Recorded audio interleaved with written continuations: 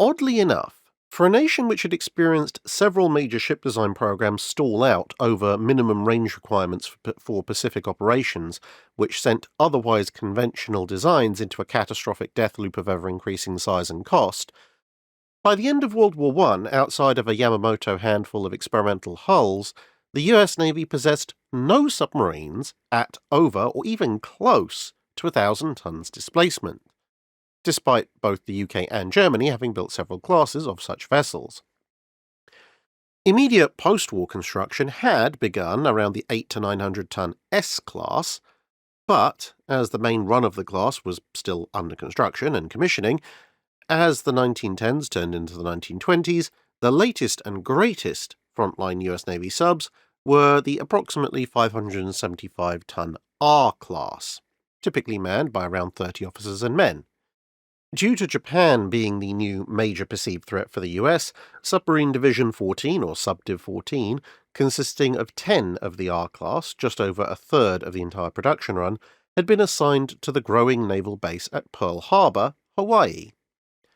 Although the base was in the process of considerable growth, it was nowhere near what it would be in 1941, let alone what it would turn into by the end of World War II.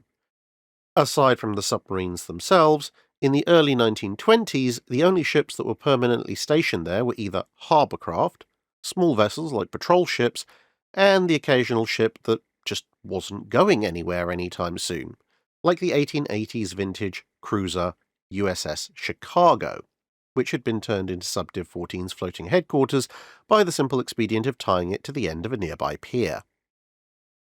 In command of Subdiv 14, the Chicago, and the submarine element of the naval base as a whole, was one Commander Chester Nimitz, and as well as wearing 3 hats, he was having to deal with something of a mild personnel shortage in spring 1921. Faced with a particular lack of skilled officers with engineering experience, Nimitz had asked Lieutenant Clark, the erstwhile commander of USS R-14, to temporarily join his staff to oversee repairs and maintenance for the entire submarine division, which left R-14 in charge of its XO, Lieutenant Douglas, with only one other lieutenant aboard. On Monday, May 2nd, 1921, the most exciting thing happening was that one of R-14's sailors had reached the end of his enlistment period and was being formally discharged before walking the short distance over to the Chicago to start processing his re-enlistment paperwork. He'd be back aboard as a crewman before lunchtime. However, trouble was brewing elsewhere. Back at the end of March, a large 1,000-ton tugboat, USS Conestoga, a civilian craft built at the end of the 19th and beginning of the 20th centuries that had been taken over by the US Navy a few years earlier, had left San Diego towing a massive coal barge intended to resupply her eventual destination, that being American Samoa. She was, however, expected to call into Pearl Harbor during a time window that was right at the end of April. But now, it's a little over 24 hours after the latest time that she was expected to have arrived by, and there's no sign of her, and all attempts to reach her by radio have failed. Back at the main base, work has been underway identifying which ships are available to sortie and how best to use them in a search pattern. Just before lunchtime, Nimitz is told what part his command will be playing, and he quickly orders 4 of his submarines, R-11, 14, 18 and 19, to prepare for just under 2 weeks at sea. The rest of the division is in refit or repair, and not immediately available. Nimitz himself will put to sea aboard a small patrol craft, and the division is assigned to sweep the area that is the most likely approach the tug would take to reach Hawaii. Suddenly, the gears begin to shift, and from a lazy day, it's now a mad scramble to get food, fresh water, and other supplies over onto the subs. R-14 is notionally about 70% fueled up when the call comes in. You say notionally because, technically speaking, you should sound each of the 7 fuel tanks to make sure that the physical levels of fuel match what the logbook says should be in there, but this time-consuming process is skipped for the sake of brevity. As the submarine consumes just under 900 gallons of fuel per day, on a total fuel capacity of just over 10,000 gallons, it's immediately clear that there's not quite enough fuel aboard, and so the fuel dock is notified that the submarine will be taking on a little over 3,000 gallons on its way out, topping it up to maximum capacity. By the time the fuel is properly stored, with a procedure that starts with the fuel tanks identified by the logbook as empty or partially full being carefully blown to ensure that they contain only fuel or air and not water, and those tanks are then topped up to contain only fuel, it's around 5 p.m., and R-14 wins the race in the submarine division by being the first submarine in the unit to head out to sea on the search, with R-18, then Nimitz' patrol craft, and lastly R-11 and R-19 following over the course of the next hour. What they don't know, as they leave, is that the whole exercise is never going to find anything. Unknown to anyone then, or until the last decade anyone since then, the Conestoga and her crew had already been gone from this world for about a month. It appears that they had hit bad weather off San Francisco just a day after they'd left San Diego. The barge tore free of the tug, and in so doing it opened up the tug's hull, and the tug went down with all hands in the storm without being able to get a distress signal out. But, not knowing this, R-14 spends the next 9 days patrolling southeast of the Hawaiian Islands. But the only things of interest are a passing passenger ship that doesn't seem to spot them and acknowledge their signals, and the fact that their engines are occasionally running somewhat rough. Each time an engine is stopped to investigate, water contamination is found. Filters are checked and tanks are tapped, but it doesn't seem to solve the problem. Bemused, but not massively inconvenienced, the submarine continues with its work.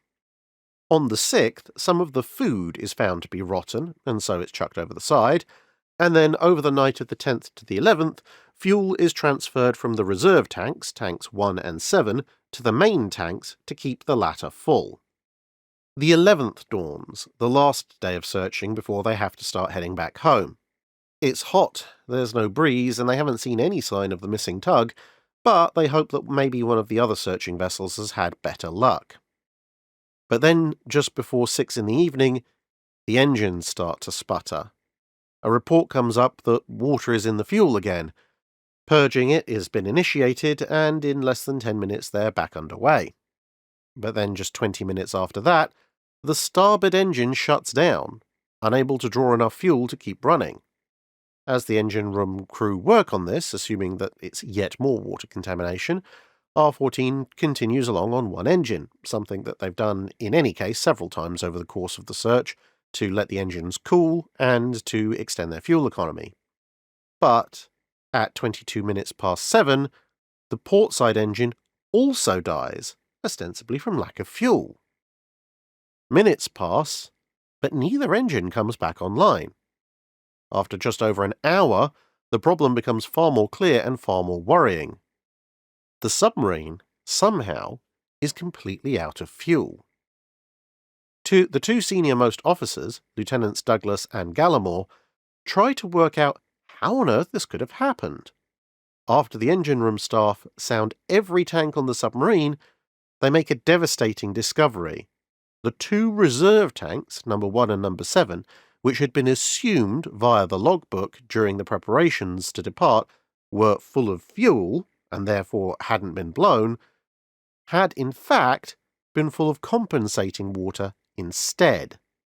Not only did that cut 2,700 gallons out of the expected amount of fuel they had on board, but the previous night, transferring what they thought had been fuel into the main tanks, had heavily contaminated what fuel was left remaining there, as they just energetically pumped a bunch of water in. Now, oil and water do naturally separate over time, but the division in an actively moving tank on a submarine isn't as clean as oil and water in a glass, which meant there was a bunch of fuel in the main tanks that was hopelessly compromised, hence the problems that they'd been having over the day. The batteries, however, had been kept fully charged. But on the other hand, they very quickly calculate that the nearest port, Hilo, is about 140 miles away, and the battery isn't designed for that kind of range. Plus, there are all sorts of things on the submarine, like the lights, that run off the batteries, which further eats into their capacity. After some quick calculations, the 2 officers determined that even if they shut down every single system aboard the sub except the electrical motor, and they run that at a bare walking pace, they're still only going to get maybe 40% of the way to Hilo before they run out of power. After bringing the chief of the boat in on the situation, they determined to go through every tank and every part of the fuel system to see if there's any more fuel anywhere they can find. In the meantime, they'll run on battery heading in the direction of land, and if the fuel search turns up nothing, they'll have to call for help via the radio. It turns out there is a small saltwater leak in one of the fuel tanks, but it's nowhere near large enough to explain the problems they're having now, although it is just about large enough to explain the occasional water contamination issues they were having during most of the voyage. The bigger problem is that after extensively searching each tank, they come to the conclusion that even if they draw off every drop of even vaguely cloudy water from every single tank on the sub, and they let it settle for a couple of days, they'd only get enough fuel to run the main engines for a few more minutes, which obviously isn't going to help anything. They decide it's clearly time to use some of that precious electricity to send a radio message calling for help. But now it turns out something's wrong with the radio. Something somewhere is grounding the set, and so they don't know if any messages they send are actually making it ashore. They certainly aren't getting any replies. All 6 of the ship's senior crew now assemble and discuss what they can do. Even if their signals are being received, the rotten food that they chucked over earlier, combined with the fact that they're right at the end of their search, means that at the moment they have very little food and fresh water aboard. Even if a tug was being prepped right now, they might well run out of basic supplies before the tug finds them or before they reach land, even if they were taken in tow. Someone of the 6, it's not recorded exactly who, jokingly suggests literally sailing home. But after a few minutes, the 2 lieutenants, both of whom are graduates of Annapolis and were drilled heavily in sailing techniques while they were there, begin to warm to the idea as a serious consideration. And after some discussion, all hands are put to the efforts of finding any and all materials that could be used to make sails and rigging. Various tools are assembled, both improvised and repurposed. The hammock repairing kits are actually very useful in this regard. And then it's time to find the materials. Some of the lighter ropes and lines are brought up, as well as a great scavenging of hammocks, bedsheets, and other similar materials, and the crew are soon put to work assembling a sail out of a dozen hammocks, the canvas being thought the best material, operating solely by the light of lanterns to save power. The awnings that are typically carried aboard to shield the submarine against the sun while it's on the surface would have been absolutely perfect for this role, but in the rush to depart, they'd been left behind. Yard arms are manufactured out of bunk frames which are taken apart and rebolted into straight configurations, and realizing that one sail will leave them on an unsteady course, the torpedo reloading king post is brought up to form the mast of a foresail, which, as we've mentioned, the first sail being produced from a dozen hammocks is going to be used for. The radio mast, which is the tallest deployable item on the ship, taller even than the periscopes it sits next to, is chosen to hoist the mainsail. By the morning of the 12th, the foresail's completed and hoisted, and by noon a breeze blows up, and a course is set at the mighty speed of a knot. Somebody jokingly suggests it might be helpful to have a couple of the fitter crew swim to the stern and push. One of the chiefs suggests that there might be a way to keep battery levels up, as long as they only use lighting and the galley, and both of those even sparingly.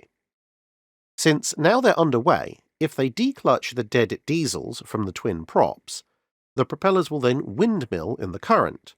This will then turn the electric motors into dynamos and trickle charge the batteries. This solution is quickly implemented, and to save even more power, the electric steering motor is shut down, which means the sub has to be steered manually.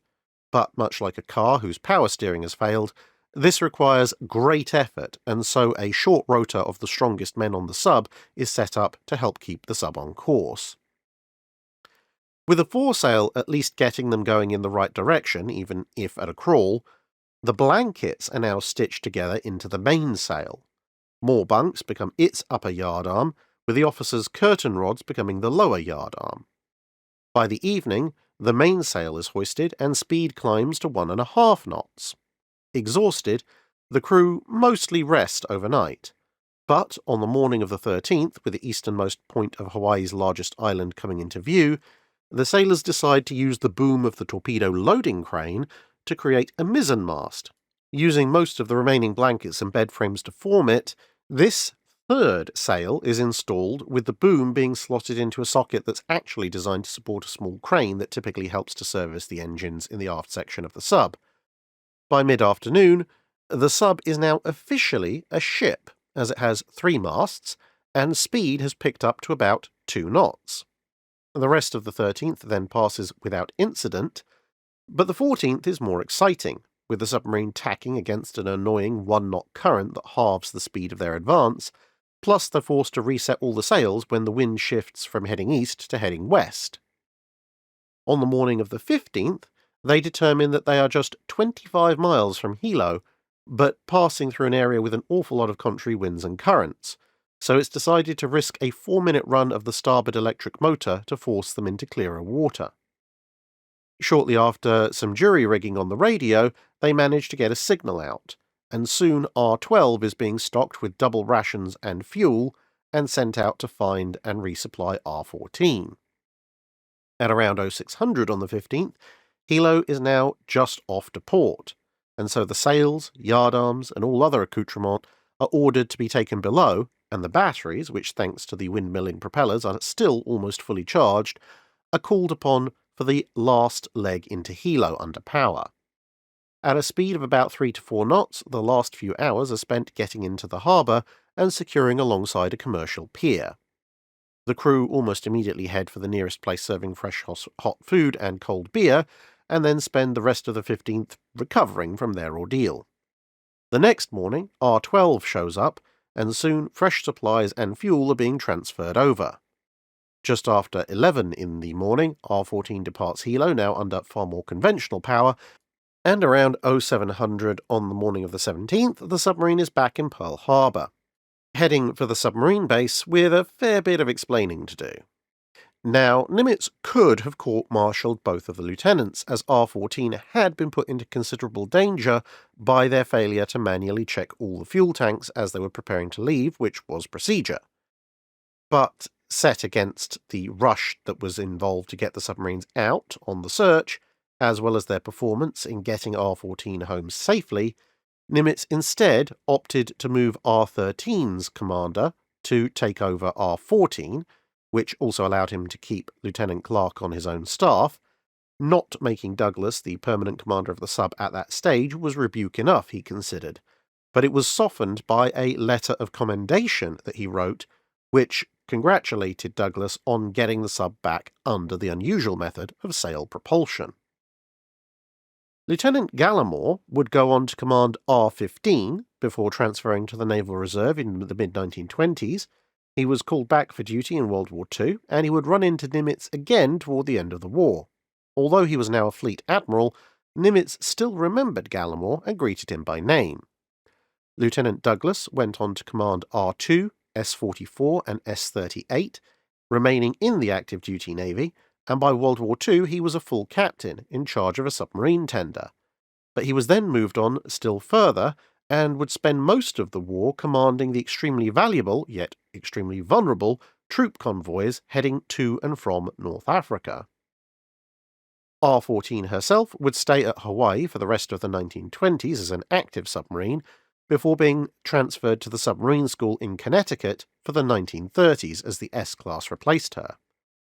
At the outbreak of World War II, she was moved down to Key West in Florida and ran a mix of training and anti-U-boat patrols. She was finally decommissioned in May 1945 and would be scrapped the following year.